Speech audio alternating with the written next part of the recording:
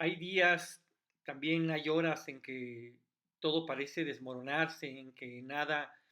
parece tener sentido, como si todo lo que hiciéramos estuviera envuelto y atrapado por un oscuro e infinito laberinto, como si viviéramos dentro de una profunda pesadilla interminable, días en que lo que reina es la angustia, la desesperanza, la desolación, días en que todo parece absurdo y que incluso las cosas más inverosímiles suceden cada día hasta el hartazgo de la normalización. Y sin embargo, en medio de esos tiempos dramáticos y desesperanzadores, siempre hay espíritus iluminados, sensibles, capaces de verter luz, de derramar algo de su luz sobre las sombras, espíritus capaces de ver esto en aquello, espíritus capaces de revelarnos cosas que no habíamos visto, espíritus que acaso se develan un poco, dicho románticamente, como si fueran una suerte de profetas. Y ese es el caso de Kafka, este escritor checo que fue capaz de ver cosas antes de que ocurrieran y que fue capaz de describir un siglo entero antes quizá de que siquiera comenzara. Así que hoy hablamos de Kafka, hablamos del Kafka de Pietro Citati. Hola, ¿qué tal? ¿Cómo están todas? ¿Cómo están todos? Mi nombre es Jonathan Frías. Es un gusto estar con ustedes nuevamente en este espacio donde ya saben que no hacemos otra cosa que no sea hablar de libros y eso. Hoy vamos a hablar de Franz Kafka, este escritor maravilloso, este escritor del, del que se puede decir, uno de los pocos escritores de los que se puede decir que realmente cambiaron el curso de la literatura sin que esto suene a una vana exageración, pero antes ya saben las recomendaciones de siempre, like, comentar, suscribir, etcétera, etcétera, etcétera, y ya saben que estamos aquí en YouTube, en Spotify, y andamos ahí en varios lados. Yo llevo muchos años convencido de que no hay escritor que produzca más fascinación y más capacidad de seducción que el mismo Franz Kafka, un hombre envuelto en cierto misterio y en cierto misticismo, un hombre del cual se han escrito toneladas de libros, podríamos llenar una biblioteca entera con estudios y ensayos sobre él y sobre su obra, y sin embargo no se agota, un hombre cuya obra sigue revelando cosas, un hombre que logró eh, decir demasiado en una síntesis, en un puñado de palabras. Cuando vemos la extensión de sus textos nos damos cuenta que era un tipo capaz de meter el mundo en en una botella. Es interesante porque Kafka es de esos escritores que a uno le recetan como agua de azar, como agua del diario, como agua de uso, todos los días cuando somos jóvenes en la secundaria. A todo mundo nos habrá tocado que algún profesor bien intencionado nos acercara la transformación, bueno, la metamorfosis, y uno entraba en esas páginas un poco asombrado y un poco deslumbrado por la inmediatez, digamos, por ese recorrido superficie que implicaba esta historia fantástica de un hombre que una mañana, después de un sueño intranquilo, despierta convertido en un monstruoso insecto, y sin embargo, para muchas de nosotras, para muchos de nosotros lectores, ese es el inicio de la revelación de una relación profunda que íbamos a tener con con este autor. Yo he leído a Kafka a lo largo de mi vida muchísimas veces, he leído prácticamente cada una de las páginas que escribió, con la excepción, confieso que nunca he leído una sola de sus cartas, y creo que ya va siendo hora de que yo entre a la lectura de su correspondencia, pero conozco eh, de manera muy cercana sus libros, y me he fascinado por cada uno de sus personajes y me he fascinado por cada uno de los símbolos y por las cosas que representaba, por la angustia, por la desesperación. pocos autores incluso hacen que su apellido se vuelva una suerte de verbo para describir la realidad. Todo mundo hemos dicho alguna vez que algo nos resulta kafkiano, que algo nos resulta inverosímil y sin embargo ocurre. Decía al inicio, en la introducción, que Kafka era una suerte de profeta y de eso estoy convencido. Cuando uno lee, por ejemplo, la historia del proceso, esta historia donde Joseph K. un día eh, es molestado en su casa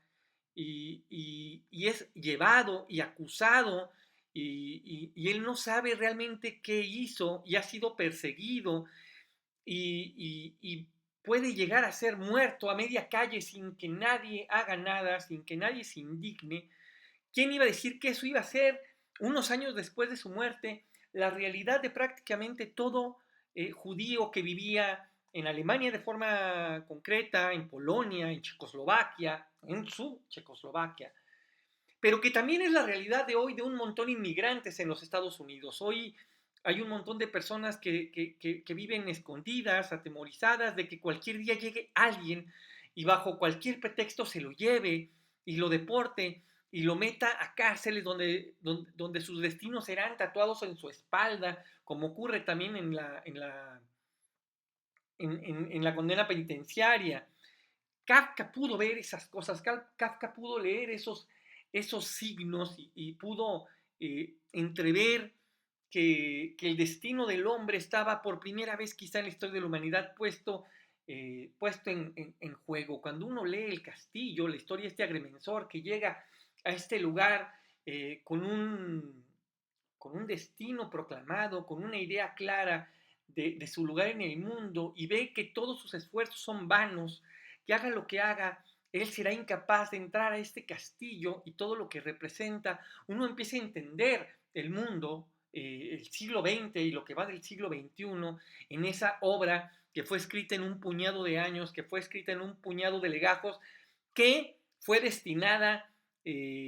a las llamas, que fue destinada a desaparecer y que sin embargo un amigo leal y traicionero a la vez decidió que estos papeles permanecieran para nosotros, porque creo que con buen ojo Max Brod pudo ver lo que implicaba la obra de Franz Kafka, no solo estilísticamente, no solo estéticamente, no solo literariamente, que ya eso bastaría para tener a Kafka como uno de los más grandes escritores de la historia, para mí sin duda alguna uno de los, al menos de los tres grandes imaginantes del siglo XX, lo pongo ahí al lado de Borges y al lado de James Joyce, y se acabó. Es una mesa de tres con espacios aparte, porque además hablamos de tres solitarios, de tres personas de cierta timidez y de ciertas fragilidades físicas, tres hombres que vivieron a través de la literatura y que pudieron entender al mundo a través de la literatura, que la literatura no fue solo un modo de escape, sino un dispositivo de comprensión de la realidad y que a partir de ahí pudieron leer esos signos. Y entonces, movido por toda esta fascinación, hace unas semanas andaba yo de viaje y andaba por la Ciudad de México y siempre que estoy en la Ciudad de México se vuelve obligatorio entrar a las librerías y justo en una de ellas, en la Rosario Castellanos, me encontré este libro de Pietro Cittati titulado sencilla y categóricamente Kafka, y es un libro que confieso del cual yo no tenía eh, mayor noticia, nunca había oído hablar de este libro,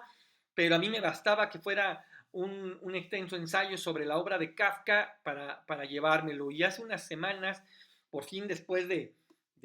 varios avatares y de ir culminando con algunas labores que siempre se van acumulando y terminando de leer algunos libros que estaban comenzados, por fin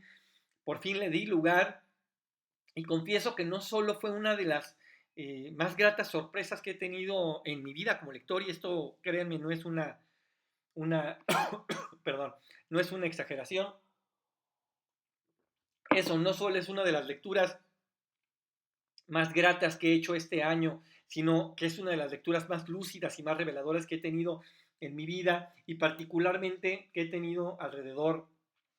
de la figura de Franz Kafka. Pietro Cicati hace una biografía, ensayo, que, que se revela contra los límites de lo que entendemos por biografía y que se revela contra los límites de lo que entendemos por ensayo. Es una obra literaria y creo que eso es lo que mejor y categóricamente se puede decir de ella, porque es un libro, es una profunda reflexión, es una novela, es un ensayo, es una biografía, pero sobre todo es una discusión con el tiempo y es una discusión con Kafka y es una discusión con la obra de Kafka. Hay momentos en los que da la impresión, y creo que no sería exagerado afirmar, que Pietro Citati ha leído todo lo que se ha escrito alguna vez en la vida sobre Kafka. Es un tipo que parece tener toda la información a la mano y que tiene una inteligencia capaz de hacer asociaciones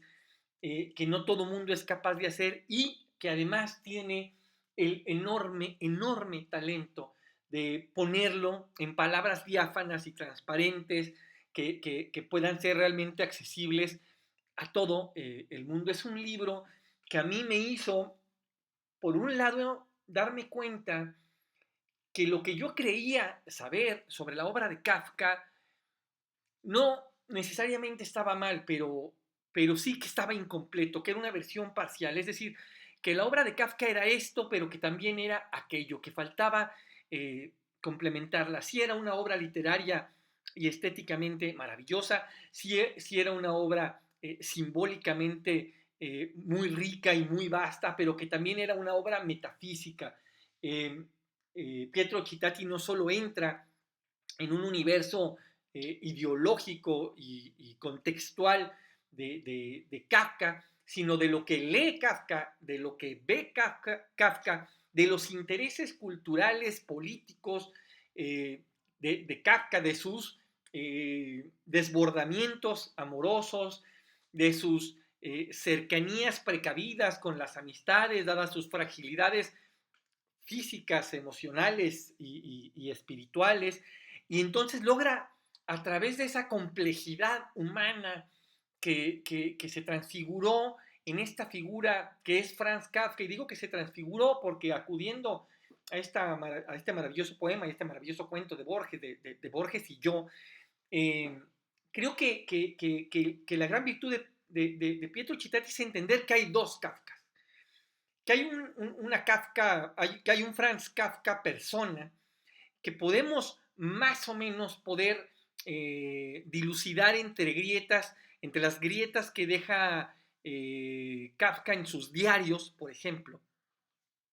Acude mucho a sus diarios y a los contextos de los diarios y a los contextos de la correspondencia,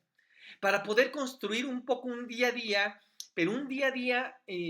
no verificable, no rastreable, no ese día a día que queda plasmado en las páginas, sino ese día a día que se intuye a través de las emociones y los pensamientos. Estoy pensando, por ejemplo, en una obra maravillosa para todos aquellos amantes de la historia, no les será para nada desconocida,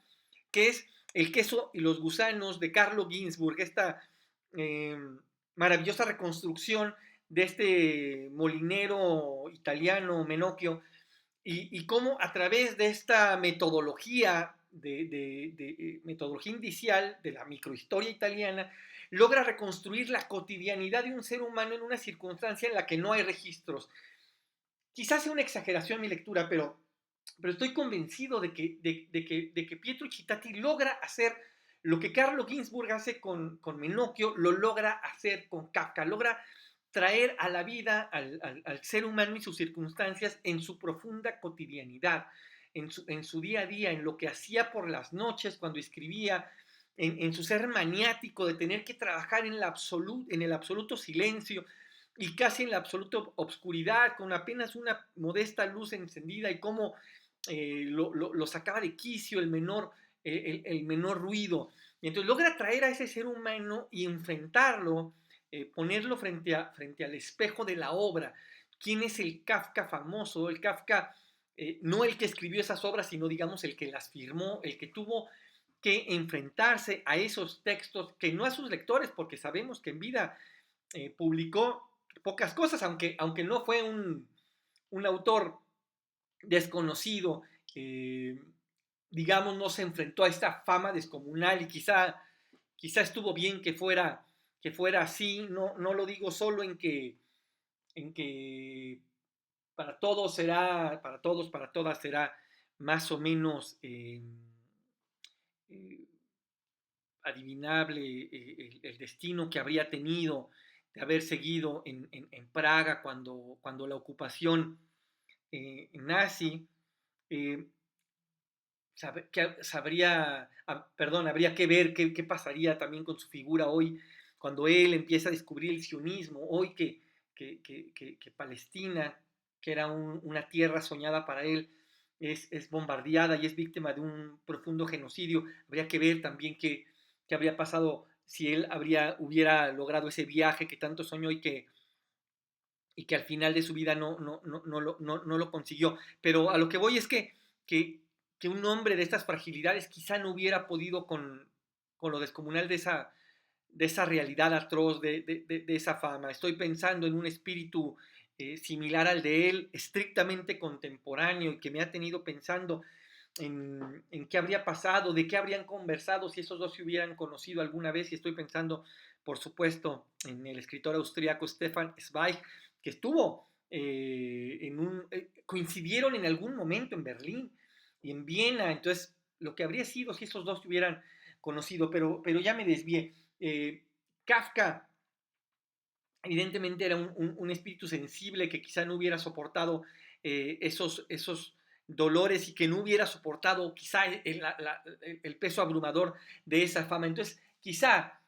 fue lo mejor que él un día se fuera en un sanatorio rodeado de las 2 o 3 personas que legítimamente lo quisieron. Y es eso, creo, la gran virtud de este libro de Pietro Cittati, que logra traer al ser humano y empezar a confrontarlo con sus ideas, empezar a confrontarlo con su estilo, enfrentar a confrontarlo con su destino literario, al mismo tiempo que empieza,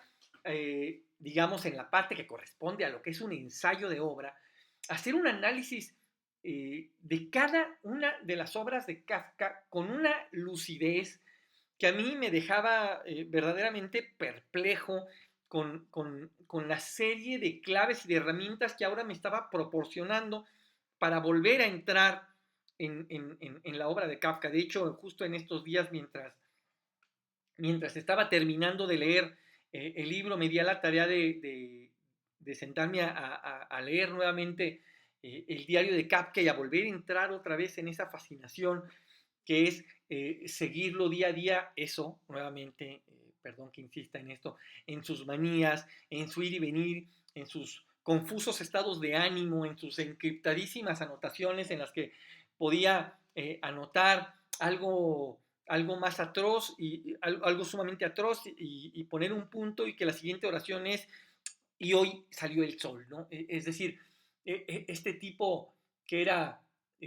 capaz de perderse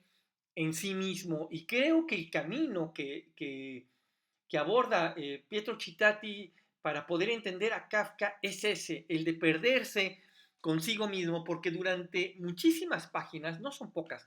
durante muchísimas páginas a mí me dio la impresión de que lo que estaba leyendo no era un diálogo eh, establecido entre Pietro Cittati y yo, que un poco eso es lo que hacen los libros. Un libro no es más que un puente con el que dialogamos autores y lectores. Y en este caso, insisto, por muchos momentos a mí me dio la impresión de estar presenciando un diálogo que estaba ocurriendo dentro de la cabeza de Pietro Cittati y que no tenía otro objeto más que esclarecerse ideas a sí mismo, el tratar de entender a alguien que se le desbordaba por todos lados y con sus recursos, que no son pocos, insisto, tratar de asirlo, tratar de ceñirlo y tratar de volverlo accesible, y créanme que lo logra de cabo a rabo. Creo que este libro, Kafka, para todos los que son amantes de la obra de este escritor fundamental, debe volverse una piedra angular para poder entrar y para poder dimensionar el verdadero tamaño y la verdadera trascendencia de la obra de Franz Kafka. Confieso que paralelamente a esto, justo uno de esos libros, y estos son esos juegos del destino que tanto nos entretienen a todos, justo uno de esos libros que yo había estado leyendo y que me habían como vuelto a traer, porque Kafka es eso otra vez, es una de esas pasiones a las que regreso con cierta periodicidad. Justo yo había traído mucho en la cabeza a Kafka cuando descubro este libro en la librería Rosario Castellanos, porque había estado leyendo una novela de Lauren Sexik que se llama Kafka no quiere morir. Y es esta sí es plenamente una novela dividida en dos partes, donde en la primera parte va a reconstruir de manera muy sensible y muy maravillosa, a través de una forma polifónica y coral, los últimos días de la vida de Kafka, a través de la vista de Otla, del mismo Max, etcétera, etcétera, estos días en el sanatorio ya desahuciado y eso, ya al borde de la muerte. Eso es como la primera parte. Y la segunda parte es un poco el destino de esta gente, de su hermana, de Dora, de Max, y el destino de sus papeles hasta un poco la actualidad. Es una novela que creo que me ayudó también, justo en el contexto, a replantearme en estos momentos atroces en los que estamos viviendo, donde se cometen genocidios, donde se están persiguiendo gente a lo largo del planeta, eh, la vigencia de la obra de Kafka para poder entender la fragilidad humana creo que es más imprescindible que nunca. Creo que la obra de Kafka eh, en momentos como este se manifiesta como lo que es, no solo un testamento eh, estético, un testamento literario, sino como un testamento ético, un testamento moral, pero sobre todo una terrible advertencia sobre lo que puede pasar si desviamos la mirada apenas un poco del camino.